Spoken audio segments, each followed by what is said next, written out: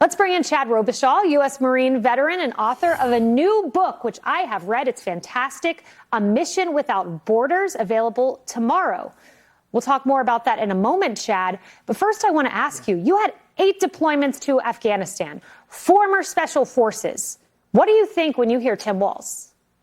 Well, I mean, look, this ticket has a history and a pattern of abandonment.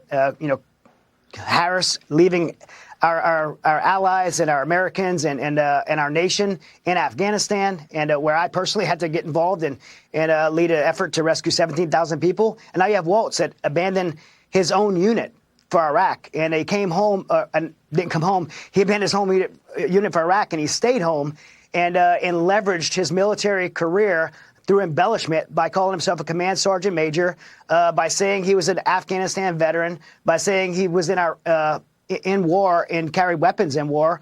And he did that for his own political gain. And then he used that political gain to do something that I think is far worse than what he's being accused of, or has actually did.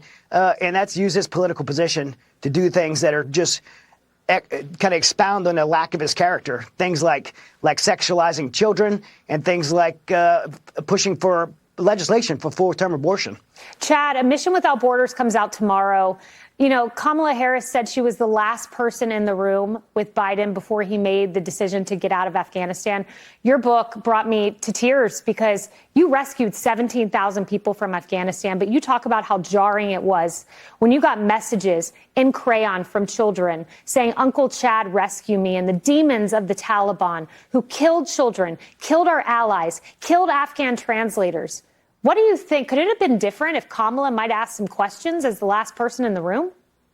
Yeah, I mean, look, she can't get off the hook for this, and I can't even understand how they would even try. She is part of, she was the vice president of the United States. She was the last person in a room with the president when they made the decision to withdraw from Afghanistan, and they had blood on their hands, including the 13 service members that were killed, the Americans that left behind, the 20 million women and little girls that were abandoned, and our own national security, while the Taliban is currently, by the way, receiving $87 million a week from this administration to fund terrorism.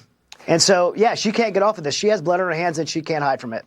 Well, it's called A Mission Without Borders. It is fascinating. I will be at your book event with you tomorrow. It talks about the rescue of Benjamin Hall from Ukraine.